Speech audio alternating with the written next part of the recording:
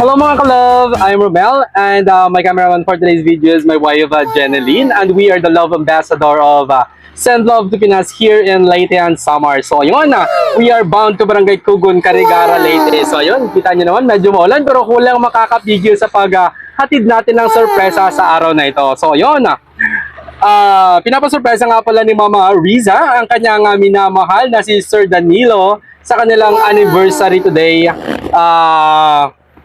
First year anniversary nila today. At ito po yung set ng package na napili ni Mama Riza para sa kanyang minamahal na boyfriend. So yun, all blue and silver po pala yung theme natin for today's video.